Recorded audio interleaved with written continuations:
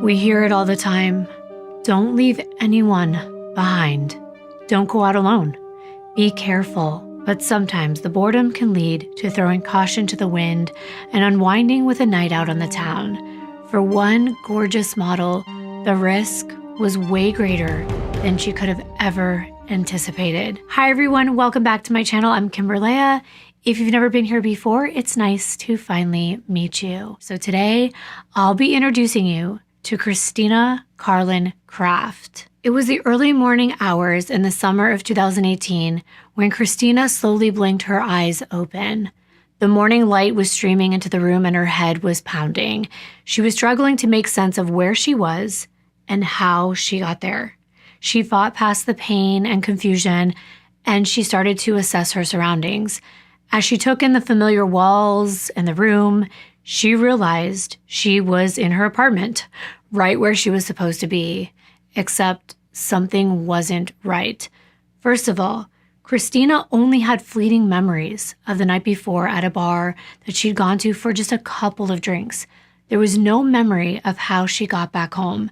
She knew there could be no way she'd gotten too drunk to remember, or had she somehow? Maybe she overdid it, blacked out, was so inebriated that she has no memory of how she managed to make it back to her apartment. But thankfully, she was safe. But as soon as Christina got out of bed, there was something else that caught her attention. As she stumbled through her apartment, sifting through her belongings to make sense of this strange morning, she realized that many of her things that had been inside of her apartment were missing. Her credit cards, her designer purses, jewelry, all gone. And that's when she realized she had been robbed. This triggered a more chilling thought.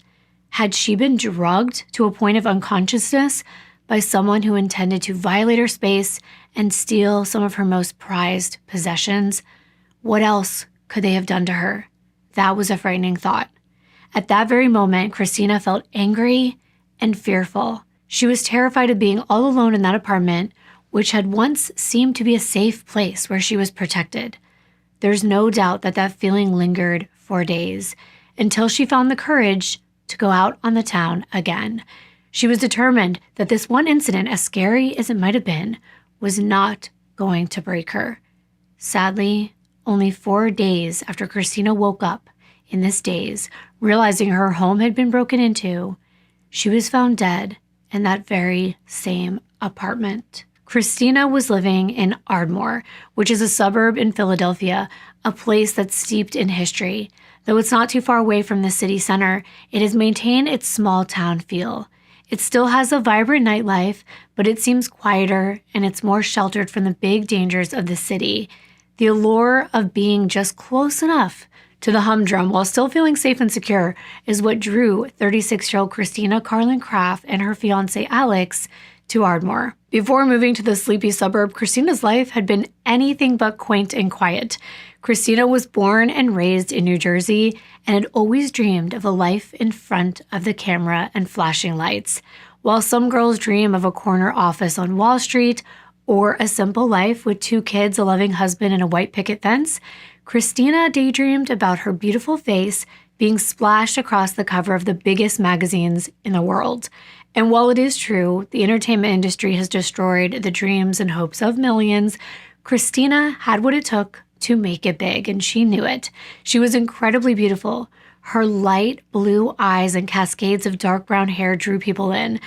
But she was more than that. There was a light behind those eyes that shined so brightly, people couldn't help but notice. She had star power, and soon this charisma would get her her dream job, one step closer to the big lights. But let's go back to the beginning, before she really found success as a model. Christina Rose Kraft was born on November 11th, 1981 in Egg Harbor Township, New Jersey, to Stuart Kraft and Dawn Ann Carlin. She had 2 younger brothers, Brian and Josh, and 1 younger sister, Kelsey. Brian was only 2 years younger than Christina, but tragically, their mother passed away in 1990 when Christina was 9 and Brian was only 7. Eventually, Christina's father, Stuart, did go on to remarry a woman named Casey, and they had more children, Josh, who was 10 years younger than Christina, and finally Kelsey, who is 19 years younger than Christina was. Kelsey was actually born when Christina was graduating from Linwood High School in New Jersey, and afterwards she landed a job as a waitress on the Jersey Shore at Borgata Casino. Though this was a far cry from where she wanted to be, it wasn't a wasted experience. In mid-2003, $1 million was invested in the Borgata Casino to make it into a luxury resort, hoping it would draw in more tourists and stimulate the economy. Christina was still working there, and on Labor Day that year, she met a man who would go on to become the love of her life. He was a banker named Alex Cicatelli. It was love at first sight. Christina and Alex just hit it off and jumped headfirst into a relationship that would span the greater part of 14 years. This was not your typical boy meets girl and they live happily ever after romance. Christina had dreams, and she would stop at nothing to reach them, and luckily, Alex supported her aspirations, and soon enough, Christina's persistence started to pay off in her late teens. She landed a few modeling jobs with some of the biggest names in the world: Vanity Fair, Maxim, Victoria's Secret. She was doing it. And one of Christina's close friends was Eva. They met on a 3-day photo shoot for Maxim magazine. Eva and Christina were chosen as the winners of a modeling contest, which featured girls from around the world. They became instant friends after the event. With the exposure from Christina and Eva's Maxim photo shoot, Christina's modeling career skyrocketed. The photo shoot gained a lot of attention, and Christina's reputation grew as a model. She was becoming a name in the industry. She started to become even more well-known and was getting booked for more high-profile jobs. She was living her dream. She had a loving man, a thriving career. What more could she ask for? Well, there was one thing, a job that Christina desperately wanted, but it had always eluded her. It was the one goal she just couldn't seem to reach.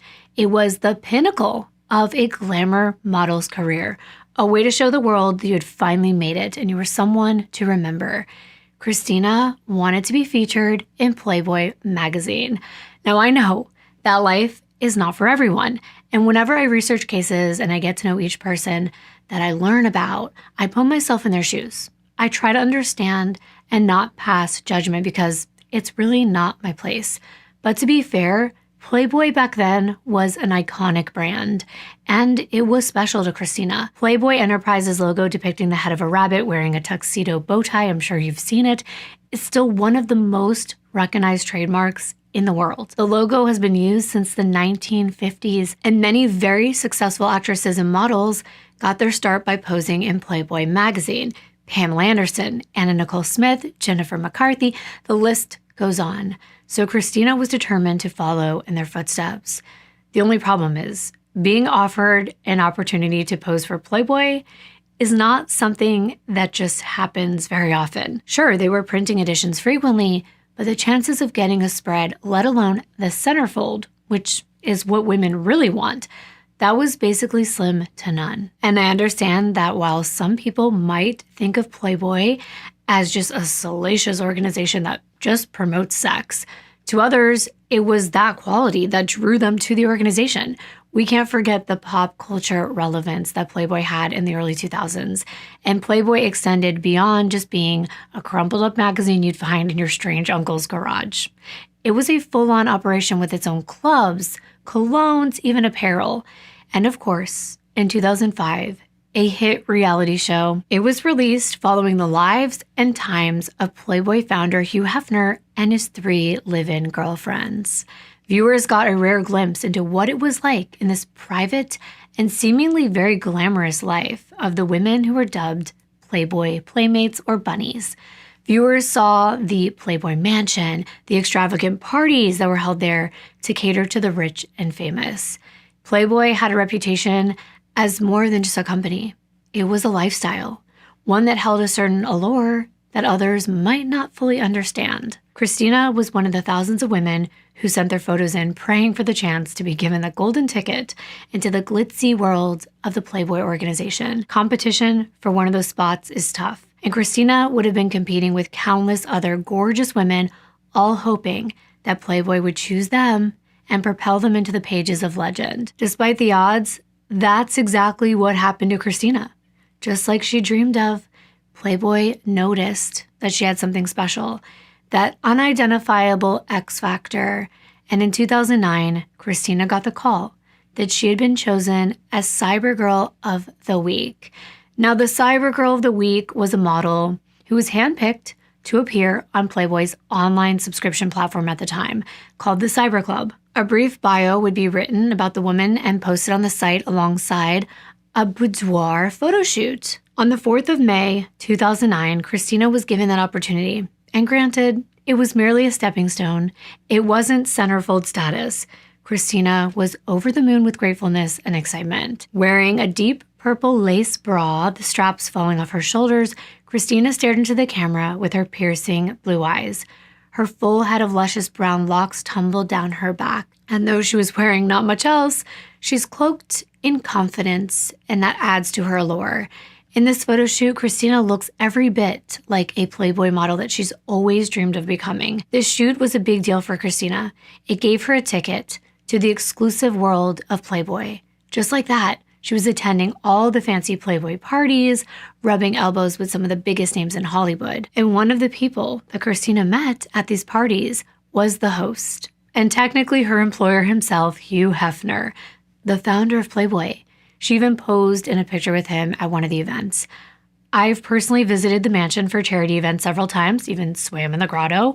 It's famous, and I totally see the appeal for many, even though I didn't share Christina's exact dreams. And for her, attending these events was more about just the open bar and world-renowned DJs. It was also about getting some time with Hugh Hefner himself. After all, he was the man that would decide who was given that coveted title of Playboy Playmate. While Christina had posed for the online subscription platform and been invited to these parties, she was still considered to be on the lower end of the Playboy hierarchy. Becoming a Playboy Playmate meant that you were given the honor of appearing across the centerfold of the magazine, and only 12 girls a year were given this opportunity. And one girl gets the grand prize of becoming Playmate of the Year. Being a Playmate is about more than just a centerfold, a feature, and a title. It makes you an ambassador for the brand. And if you're really lucky, you might even catch Hef's eye and be chosen to be one of his girlfriends. So as you can imagine, for someone with these dreams, this competition, the position for a Playmate, was fierce. And the selection process was more rigorous than it had been for picking the Cyber Girl of the Week. Christina had a real shot at becoming a Playmate. Her Cyber Girl photo shoot was stunning. She had the looks, she had the personality. There was just one thing standing in her way: her age. And at the time, she was only 26 years old. She's young by most people's standards, but that's considered downright ancient at Playboy. And in trying to stay away from having just blondes featured, they had picked way too many brunettes that year for the magazine. That's actually a thing. So with all those factors working against her, Christina discovered that she wasn't going to get the gig. And just like that, her time at Playboy reached its end as quickly as it had started. It's so easy to become old news in that industry. The death of a dream might leave anyone feeling lost and uncertain about how to go forward. Christina may have felt cast adrift trying to find a new direction in her life, but it didn't take her long to find it. She had her sights set on being a model, and one rejection wasn't going to destroy those plans. Playboy was just one dream, but she had many more. So Christina set off for the modeling mecca, the Big Apple, New York City. Christina had hopes that perhaps there was something bigger and better than Playboy waiting for her in New York. She wanted to find a place where she could reinvent herself. So she gave it her best shot. Unfortunately, in the excitement of being chosen as one of the lucky Playboy Girls of the Week, Christina might have overlooked one fact. Not many other brands want to work with a model who once posed nude for a Playboy. It's just the harsh reality. And even now, Playboy has not been able to shake its public image of being pretty sleazy. Some might even say cheap, which means brands and agencies can be reluctant to work with anyone who's been part of that world. As beautiful and vivacious as Christina was, she was not immune to the brutal reality of the modeling world. She put her heart and soul into finding modeling gigs in New York. She attended castings and auditions, and while she did get positive feedback about her looks, it was never enough. she never landed the job she wanted. And eventually, with nothing left for her in New York, Christina decided to move into a high-end apartment with her fiancé that he leased for them just outside of Philadelphia in Ardmore called The Square. It's in a cute neighborhood, and the building has an on-site gym, spacious rooms, and modern appliances, and it's far from living in New York City, but it's a really comfortable place to be. The town had everything you could need within walking distance, including a few pubs and cafes, and it's not too far from the city, so Christina was still able to go to castings if that was her goal.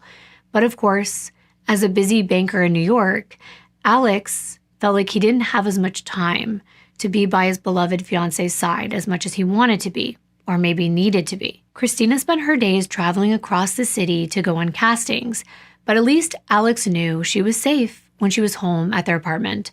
It was in a close-knit, more affluent community, but it is still well documented that models, especially glamour models, often find themselves taken advantage by others, especially men. Men will buy into this fantasy that the model's there for their satisfaction, and they feel a sense of entitlement to be part of that fantasy. Alex thought that Christina would be safe in Ardmore and that they could build a beautiful life together, away from the grime of the big city. So when Alex left the Ardmore apartment on Tuesday the 21st of August in 2018, he might have felt comforted in knowing that Christina was safe, tucked away in their little love nest. And that day when Alex left the Ardmore apartment to head to New York for an overnight trip, which was common for him, he called Christina. It was later in the evening, and he wanted to talk about her day and wish her good night, but she didn't answer her phone. He wasn't immediately concerned because he thought maybe she was just out at a casting or around town. After all, the new area they were living in Ardmore had a great bar and restaurant scene, and while it wasn't quite the same as the New York City nightlife, it will do. He also knew that Christina got quite lonely when he was away, so it wouldn't have surprised him if she'd gone out to socialize so she wasn't just all by herself in the apartment. But as the night turned into morning, Alex was still not able to get in touch with Christina. He called and called to no avail, and eventually morning turned into night again, and a heavy weight settled in his stomach. He felt like something was wrong. His instincts told him so. Guided by that sense of worry, Alex left work, made his way back to the apartment, and he rushed inside to try to look for Christina. But the thing is, he couldn't get in their main front door. He could get into the building. He put his key inside of their doorknob, but it would just turn and the door wouldn't budge. No matter how much he wiggled the knob and pushed on the door, it remained firmly shut. He thought it must have been deadbolted from the inside. There was no way to get into the apartment, and with Christina still not answering his calls or texts, Alex called the police. It was Wednesday, August 22nd, 2018, a few minutes before 9 p.m., when Lower Merion Township Police Department received that call from Alex. He expressed concern for his fiancée, Christina Kraft. He requested a welfare check at their residence.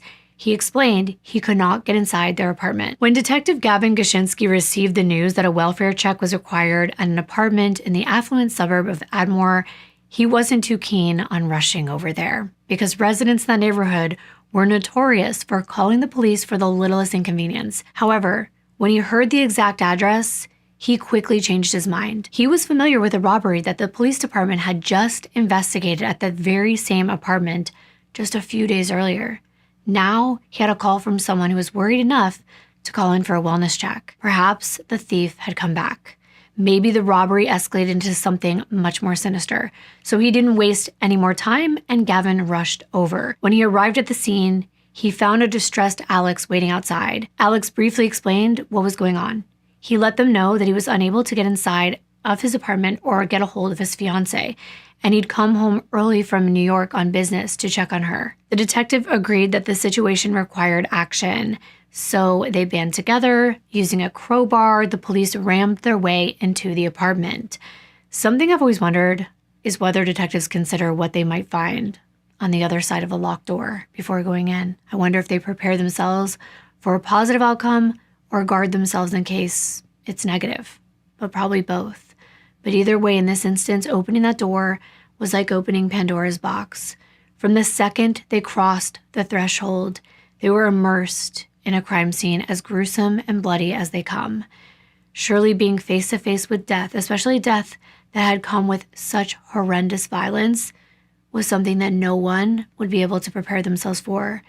It's not what they wanted to find or what a loved one expects to see. Detectives waded through the chaos of the living room area and made their way to the bedroom, and that is where they found the worst of it. At the center of overturned furniture, clothes just thrown around the room, there was pools of blood and a bed sheet on the floor. Detectives moved towards a sheet, and they already knew what they would find. As they gently lifted the corner, they saw Christina. She was lying on the floor lifeless, completely still and not moving, and her beautiful face had been beaten beyond recognition. It was a gruesome picture of cuts and bruises. Her hair and head were covered in blood, and rigor mortis had already set in. Her eyes, those stunning blue eyes that had once captivated an audience of adoring fans, were now dark and glazed over between two broken eye sockets. Her delicate nose had not been spared in the brutal attack. It had been crushed into her face. It was clear from the extent of Christina's wounds that whoever did this had been driven by an intense rage. But who? Why would anyone want to hurt Christina and want her dead? This fun, vivacious girl, with a soul that was perhaps the most beautiful thing about her, was dead. In cases like these, the number one suspect, and you know this, is almost always the significant other of the victim. That meant that the police had a potential suspect waiting at the door of the apartment. When detectives made their way back to Alex and let him know what they found, he was anxiously pacing the hallway. And when he got the news that Christina was dead, he doubled over in shock. He was desperate for answers, but perhaps this was all a performance. After all, if you are a true crime consumer, or a web sleuth, if you will, then you'll know that guilty spouses can put on some award-winning performances when they want to, or at least they think they are sometimes. Cue Chris Watts on his front porch performance, for example. Perhaps Alex was better than most at feigning heartache. So naturally, given all the circumstances, detectives brought him into the station for questioning. After several hours, it was clear that Alex had nothing to do with Christina's murder. He was a really heartbroken fiancé, and this was no act. With their first and most important suspect ruled out, police turned to their second potential perpetrator, the person who was responsible for the robbing of Christina only days prior to the murder. That's right. Christina had been the one that was robbed recently. I told you that detectives and police officers had been at that exact same address. Ardmore is not the type of suburb that anyone has things to worry about like this. They don't happen too frequently. It's a very low crime area, so police figured that incident that happened was probably a one-off, because lightning doesn't usually strike the same place twice, right? Well, they're not sure now. Recall that is exactly what made the detective change his mind about wanting to rush to the scene. This address was familiar. He had just taken a report a few days ago. I explained in the beginning of this video that Christina woke up one morning on Sunday the 18th, feeling as though she had been drugged. She was completely dazed, and once she adjusted to where she was, she realized that her precious belongings were gone from her apartment. So she filed a police report. At the time of her murder, the police were still investigating the robbery and had combed through security footage, which they thought could lead to their thief. I want to make an important point here. I just read statistics that said 70% of individuals between the ages of 18 and 24 years old have reported having their drinks spiked or have witnessed someone else's drink being spiked with a substance while out on the town. And 87% of victims do not report this incident to the police. And I have to admit, it has happened to me. When I first got here to Los Angeles, and it happened so fast. I'm going to leave some very helpful links below to products that you can buy that will keep your drink safe when you're out, because it's sad and it's scary. So please take a look, maybe share it with a friend, because if you like going out, having drinks, but don't want to risk experiencing a terrifying event like that, it could be very useful for you. But let's go back to what happened to Christina. While taking her police report, they had her retrace her steps from the night of the burglary, and detectives had deduced that she'd taken a rideshare to a bar in Center City, Philadelphia on Friday, August 17th. Christina couldn't tell them what happened next. However, After reviewing security footage, the investigators determined that Christina rode back home with a man who fit the description of the rideshare driver that she used that night when returning to her apartment at 3 a.m. And this was just the Saturday before her murder. He was a black male that appeared to be in his early 30s with facial hair. He had a slight mustache and closely trimmed beard, and he was driving a burgundy Kia Sorento with Virginia license plates. On the CCTV footage, detectives are able to see a man get out of the vehicle while Christina is seen passed out in the backseat of the car. The driver takes Christina's keys off of her body from the back seat and enters Christina's apartment building in the early morning hours without her, just leaving her behind in the car. The man went up to her apartment alone and spent more than an hour in there before coming back out and leaving the building carrying a heavy box around 4 a.m. The man came back a second time a few minutes later. However, this time, he woke up Christina and he is holding her as they enter the building. Then the footage captures a very dazed-looking Christina propped up against him as he leads her to the elevators and into her apartment, and then leaves her on the floor as he's bringing more boxes of what they believe are Christina's items to his car. Afterward, the man leaves but returns to the elevator, and once the elevator doors close, the man exits the building and drives away. Police released the still images from the CCTV footage, hoping that someone would recognize this man who broke into Christina's apartment. When detectives working on Christina's murder case are questioning the officers who took her initial report about the burglary, they remembered her because she was so upset. She told the officers during the robbery report that she felt isolated and unsafe and how badly this incident impacted her. While they were working on finding out who that man is, they gather more information about who their victim is. And based on Christina's online activity, they could see she was very active on social media and had a large online presence. She definitely left behind a digital footprint that spanned at least the last several years or more. So investigators combed the internet and found an article about Christina in the New York Times from back in 2016. It was reported in the news that Christina had gotten into a dispute with a Manhattan restaurant manager over the amount of her bar tab while she was out partying one night with a friend at the Smith. And this was in March of that year. The argument escalated to the point that the police were called because Christina allegedly struck the man in the neck and then kicked him in the groin.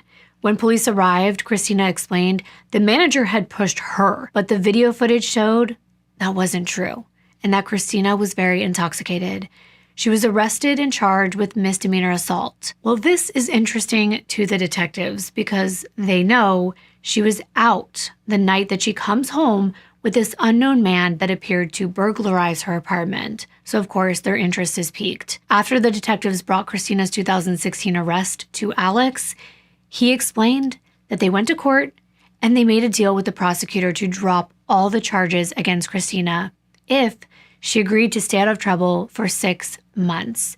Christina then relocated to Philadelphia the year after the incident. Alex wanted to protect Christina, and he felt like she was safer in Ardmore than she would be in the city. Because if she needed anything while he was working in New York, he could contact his parents who lived nearby in Philadelphia. But while Christina's life in Ardmore was going okay, she missed the hustle and bustle of the city. Although Christina lived in a beautiful community, she struggled to adjust to the suburban lifestyle. Christina had grown accustomed to the city's convenience and energy, and the quiet suburban lifestyle just couldn't compare. She found there were fewer things to do and fewer people to meet in the suburbs, so adjusting was hard. And even though she lived a distance away, she would frequently still party in the city.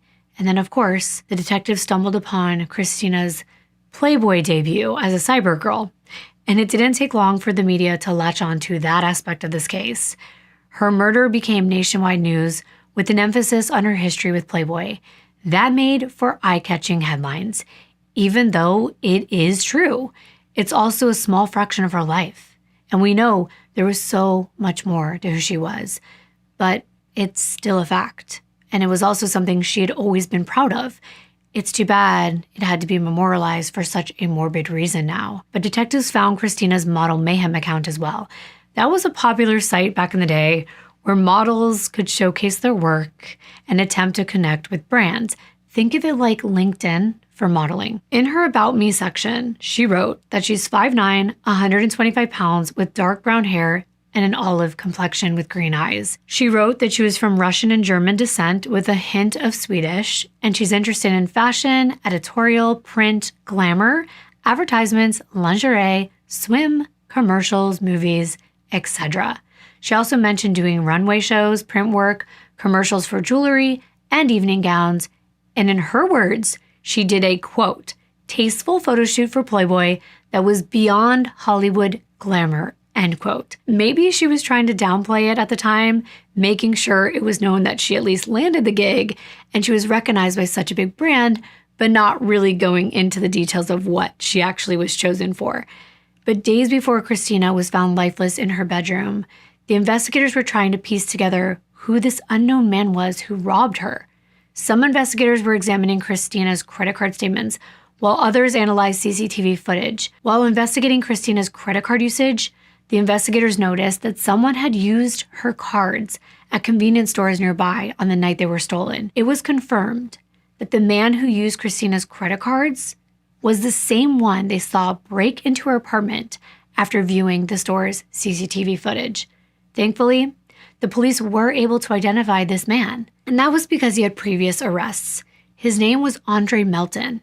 He had a previous arrest record and was considered dangerous. Knowing that Andre had a violent streak, police quickly obtained a search warrant for his home and an arrest warrant for him for burglary. On the morning of Wednesday the 22nd of August, just hours before Christina was found, police had actually gone over to Andre's home to execute that search warrant. Unfortunately, while they did find thousands of dollars of items that had been stolen from Christina's apartment, including designer bags, jewelry, keys, even the title to a BMW, there was no sign of Andre himself. But they knew that Andre knew exactly where Christina lived and how to get into her apartment. Had he gone back to try to get more things, and maybe he was concerned about leaving a witness behind that could identify him.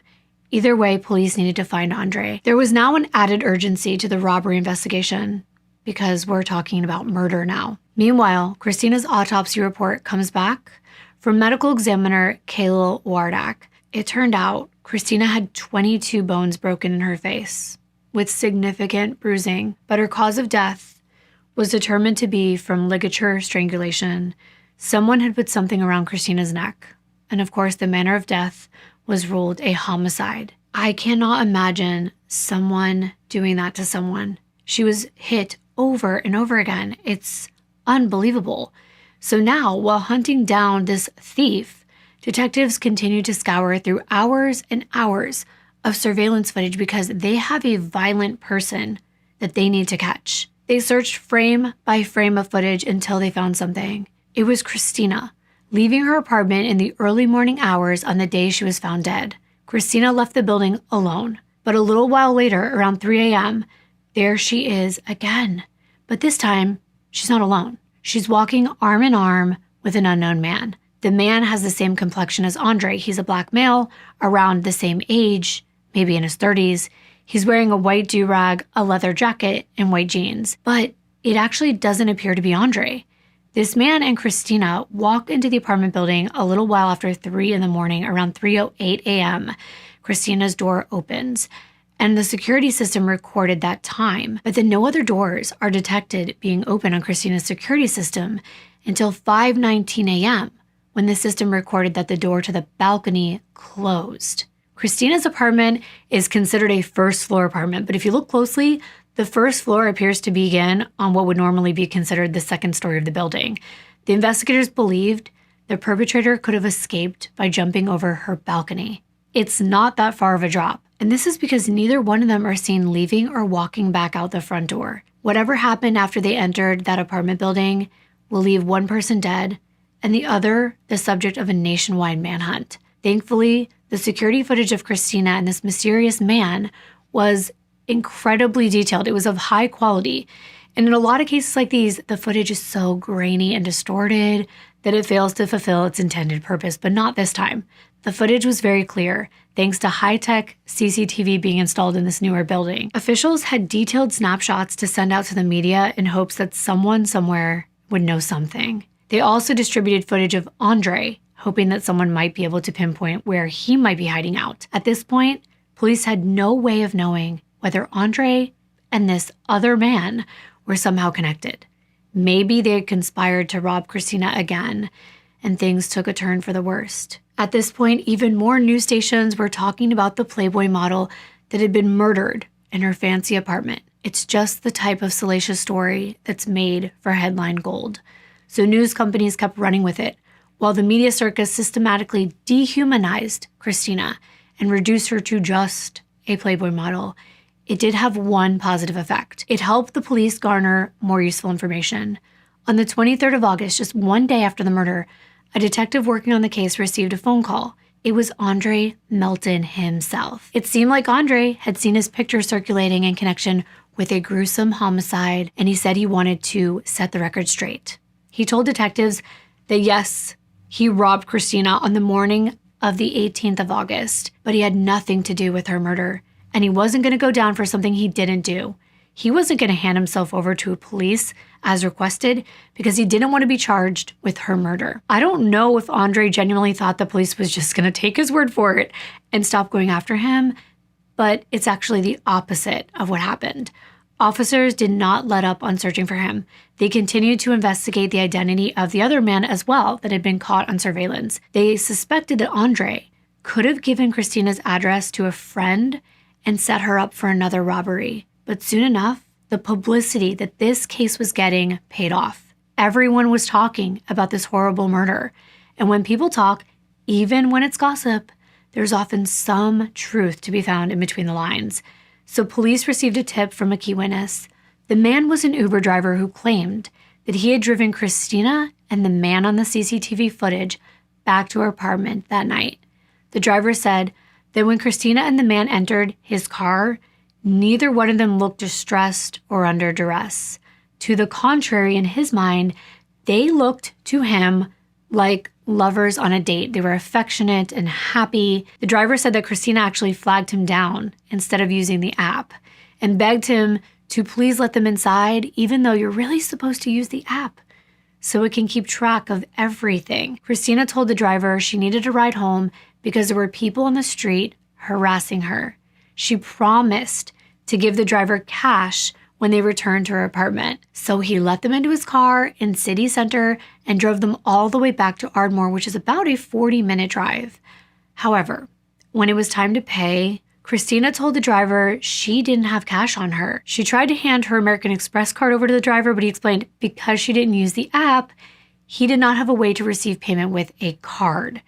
Eventually, the man she was riding with offered to give the driver $100 if he waited outside the apartment for 15 minutes or so while he went inside to get some money and make sure Christina got in safe. The man even promised that when he came out, he would give the driver $100 as a tip and still give him the rest of the money.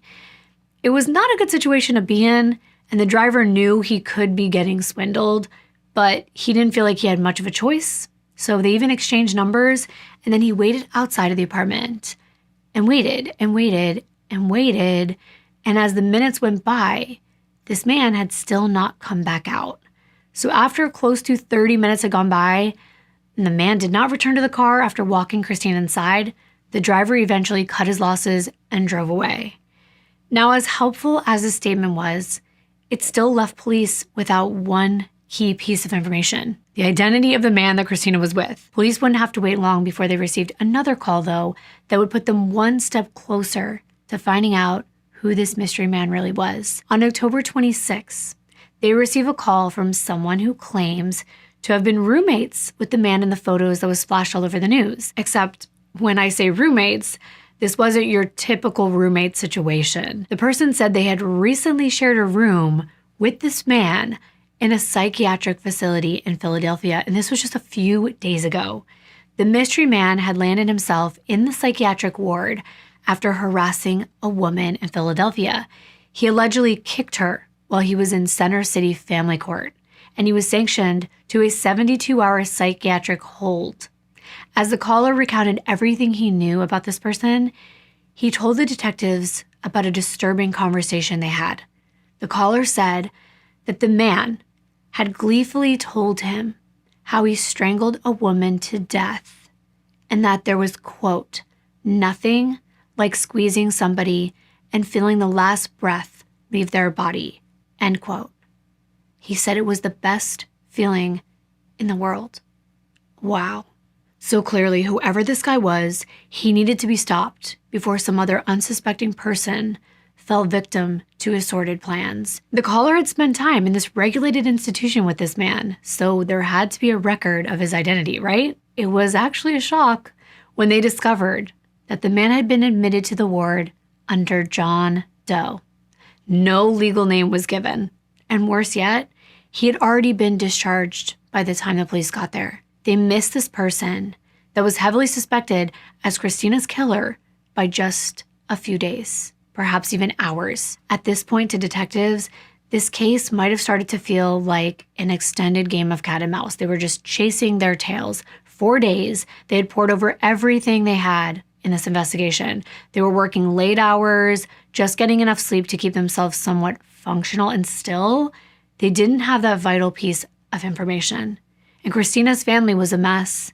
They were desperate for answers, while they were also trying to paint Christina in a way better light than the media had. Her loved ones wanted the public to know Christina was more than just a Playboy model. Her aunt, Angelique Carlin, said, quote, she was the sweetest girl, loving, kind, generous, and thoughtful.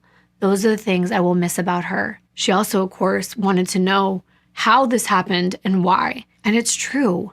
We don't know Christina, and the media will latch on to the bad or the most interesting facts about someone, that they like to party, they pose nude, like to get into brawls at bars. But if we were to have a magnifying glass put to each of our lives, there's bound to be something we're not proud of that doesn't define an entire person. Her father told the Daily Mail that Christina was, quote, a happy-go-lucky lady. She loved life, she loved to be around people, and she liked to enjoy herself with people. And that's what I think occurred. I think that someone saw her happiness and took advantage of that, end quote. But at this point, the investigation looked like it was going to stall. However, on the 29th of August, just 1 week after Christina was found, they got their break. This was ironically the very same day as Christina's funeral. The 36-year-old was brought back to New Jersey, and her service was held at Venter Church.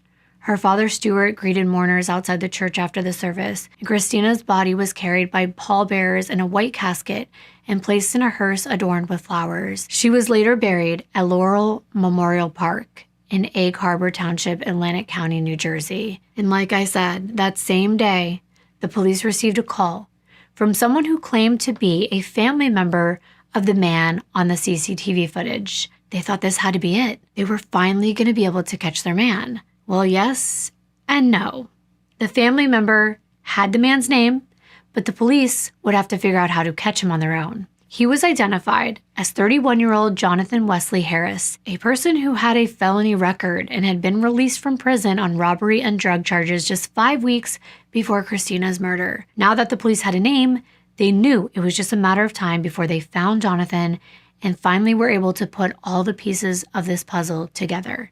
With nothing else to go on but some old school detective work, the investigators started to unravel the mystery of where Jonathan could be. They called friends, acquaintances, family members, anyone who might know anything and was brave enough to come forward. And eventually, police spoke to Jonathan's sister. And it was after speaking to her that they got their answer. She told detectives that Jonathan had left Philadelphia. In fact, he was on a bus headed straight to Pittsburgh. With this information and no more time to lose, detectives contacted authorities in Pittsburgh and let them know a potential killer was headed to their city. He was violent and dangerous and needed to be apprehended as soon as possible. Using Jonathan Harris's photo and his criminal history, Pittsburgh officers formed a fugitive task force to better understand and prepare themselves for what they were up against. And despite having a significant criminal record, Jonathan Harris was never charged with anything like murder. He He was, of course, convicted of things like forcible entry and drug trafficking. Pittsburgh task force members made their way to the bus station to try to intercept him. The authorities had an approximate time for when the bus would arrive. Now they just had to wait. They had surrounded the bus station and blocked all the exits to make sure there was no escape for their suspect, and eventually they heard the rumble of the bus as it made its way into the station, and authorities watched as the bus slowed to a stop and the doors opened, and out walked the very first passenger. It was not their guy. Following closely behind the first was another, but again, not the man they were looking for. But finally, a man stepped out of the bus, and as soon as the light hit his face, authorities knew that was the person they were searching for. He was the third person to step onto that platform, and police jumped into action and ordered Jonathan to place his hands against the wall. And for a brief moment, it looked like he might make a run for it. But in the end, he was arrested and taken into custody. Now, detectives had the who. They were reasonably certain that Jonathan had killed Christina. They had the where because they finally had Jonathan in custody, but they needed the why. How did Jonathan and Christina know each other in the first place? They seemed to be having a great night together until they entered her apartment. So what happened in those few short hours that could possibly end up with Christina dead and Jonathan on the run? When they showed him a picture of Christina and asked how he knew her, he claimed he'd seen Christina while out on the town and decided to strike up a conversation. They discussed how lonely she was in the suburbs and how she missed the party atmosphere that the city offered. The two of them hit it off, and they were both under the influence of drugs and alcohol, according to him. So they decided to head back to Christina's apartment to keep the party going after the bars began to close. Jonathan said he'd been providing Christina with party favors that night in the form of as much cocaine as she wanted, with her allegedly promising to pay him for it once they got to her place. But once inside, Jonathan claimed they drank a couple bottles of wine, used some more cocaine, and then had consensual sex. However, according to Jonathan, remember, there had been some sort of agreement that Christina would pay for the drugs that she used that night. He said once their rendezvous was over, Jonathan said Christina refused to pay the $1,200 worth of drugs. At first, a verbal argument ensued where Christina allegedly told Jonathan that it was his decision to give her the drugs and she wasn't going to pay for it after the fact. And she had hid his cocaine. He didn't know where it was. But when Jonathan didn't agree to those terms, he said the argument escalated and Christina picked up a wine bottle and smashed it against his head and his ear started bleeding, while she kept screaming for him to get out. Now, after this happened, he claimed they did get physical with one another, but he did not kill her. He said he slapped her in the face and she fell to the floor in the hallway of her apartment and he left. According to him, when he left her apartment, she was still alive, just very intoxicated. Well, this story does seem plausible. There are just a few things wrong with it. First, Christina did not have any drugs in her system when she was found. Her toxicology report only found alcohol in her body. Secondly, if he did not kill her, then who had done so on the exact same night they fought? Detectives let Jonathan know they weren't buying his account of the story. They got up from the table, they left the room, thinking that maybe if he just had a few minutes to gather his thoughts, he might be inspired to tell them the truth. One can only imagine the overwhelming emotions and thoughts that are flooding through a person's mind in a moment like this. There he was, in a cold, dark room, having to deal with the fact that he might spend the rest of his life in a cold, dark room, not too dissimilar to the one he was currently in. He must have known the gig was up. He'd been through this before. It wasn't his first rodeo. He had hidden, ran, lied, and it had all been futile because there he was. There was nothing for him to do but tell the truth. Those few minutes alone on his own most certainly stirred up something in him because when the investigators came back, Jonathan told a story that was a bit closer to what might have actually been the truth. He admitted that he and Christina had a physical altercation over drug money. He claimed they used $1,200 worth of his cocaine, which he expected her to pay for. But she thought, in his mind, she thought having sex with him was enough. And he said he slapped her in the face and she fell to the floor. Then he said he picked her up, walked her into the bedroom, and put her on the bed. At that point, he said he was panicking. She was naked and he had white pants on. I'm guessing he's saying he did not want to get blood on himself. And then he said she was trying to recover from the blow he delivered to her. When she recovered, she began to scream at the top of her lungs. So what did he do? He punched her in the face and begged her to be quiet. He told her he punched her in the face and begged her to be quiet. He said he told her he didn't want to hurt her, but then when he punched her, she got quiet and she kind of went unconscious. And as she was laying on the bed, he tied her hands up with a pair of pajama pants. He tied her to the bed so she couldn't hit him back. He said at that point she was acting pretty reasonable, and he told her he was just scared and wanted to leave. He did eventually untie her, but he explained that he thought she was cooperating, but she was pretending. She jumped off the bed and tried to run to the front door, so he grabbed her and threw her back on the bed, and then started beating her in the face over and over again, this time hitting her harder with the intention of making her unconscious. She finally did pass out, and then he went looking for his cocaine, which he said he found inside a jewelry box. When asked what Christina was doing at that point, he said she was on the bed, bleeding profusely, and he was now looking for money, but didn't find any, and he was panicking because she was breathing funny. His words. She was on the bed, breathing funny. These are all his words. He said he didn't know if he should just burn the house down or what, but he turned her over on her stomach and blood was coming out of her mouth, and she actually allegedly spoke to him, saying, "I'm fine. I just want to call my father." Jonathan obliged. He went to go get her phone from the living room and handed it over to her. But Christina wasn't calling her dad. She was trying to call for help. She was in fear for her life, and she managed to punch in one number, the number 9. Jonathan said he panicked when he saw that she was trying to call the police, so he snatched the phone away from her before she could press 1-1.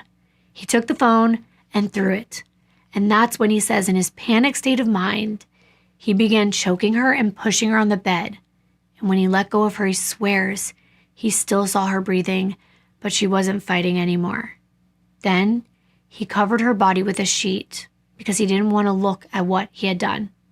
Then he stole some of her clothes, presumably to change into them because his were blood-soaked, and then he made his exit. Jonathan was never seen exiting the apartment because he said he took a different route altogether. Christina's apartment was on that second story, and around 5 a.m., the sliding door was open and Jonathan jumped out and ran away, just as investigators had suspected. As brutal as this crime was, Jonathan maintained that it was never his intention to hurt Christina. He said, quote, "I panicked.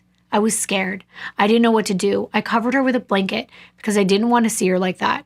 I knew she was hurt really bad," end quote. Jonathan also claimed that he was under the influence of some pretty heavy drugs that night, which were responsible for altering his behavior. He admitted to killing Christina, but pleaded not guilty to first-degree murder, saying that this was in no way premeditated.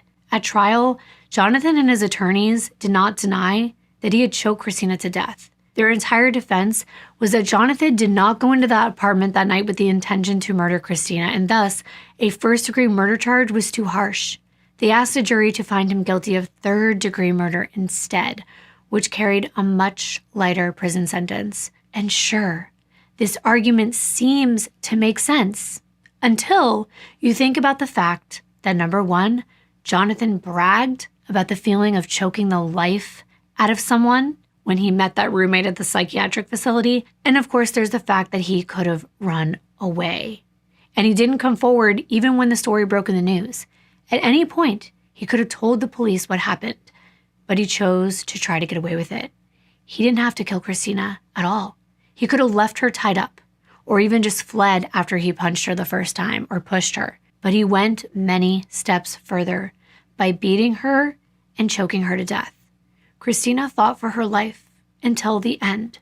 Jonathan could have stopped the attack. There was ample time for him to cool down, come to his senses, and make a different choice. A choice that wouldn't have stolen a young woman's life and left her family in a state of sadness and distress.